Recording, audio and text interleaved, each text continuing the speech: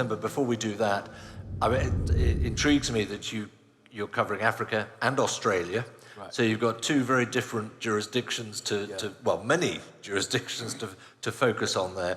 What do you see as the greatest challenge then for Anglo-American in finding a sort of, if you like, a common platform on which to operate in terms of standards, in terms of expectations of ESG and looking after you? I would say that it's largely dictated by clearly what the investors and the markets define, and also more increasingly our customers.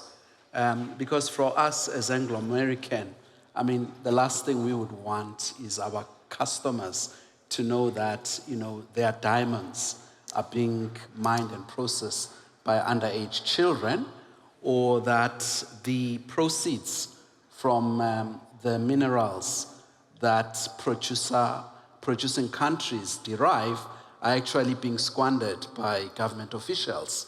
So this aspect of provenance and knowing transparency is very important, which is why we're very much supportive of IRMA in terms of the standards, but also of organizations like EITI, where there's a drive for transparency to say these proceeds as country or sovereigns, you know, this is where your royalties are actually being spent for the benefit of the country.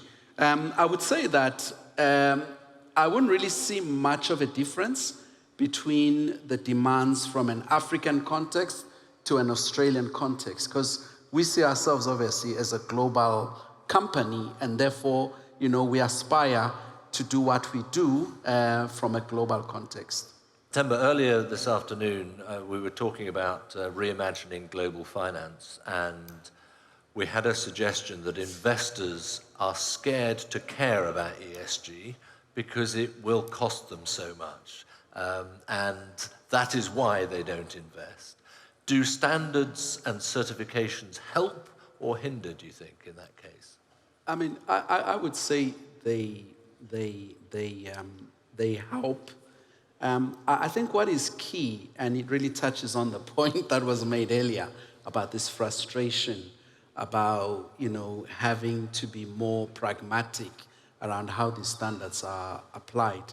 I mean, you know, as a company that's operated in Africa for well over 100 years and in Latin America for well over 50 years, you know, the reality is that's part and parcel of what you have to do to operate in those jurisdictions. The other reality as well is that gone are the days where we can walk in and extract the minerals and metals. We have to build local capacity. We have to build downstream. So therefore, we have to ensure as well that how we do our mining is aligned to that. Now, for us as Anglo, we have taken a strategic approach where we've said, you have the UN Sustainable Goals, you have the likes of IRMA, the Extractive Industry Transparency Index, and you have your governance and financial standards. And what we've basically done then is we've come up with a concept of what we call future smart mining, or what we could translate as our sustainable mining plan, which recognizes that not only do you need to drive the technological developments to improve your environmental impact, but you've got to be very clear around your social aspects and how you do that. And we actually have a framework of being able to tackle and deal with these frustrations and these challenges. And because we've done that, we've been able to operate in the regions that we've operated in competitively.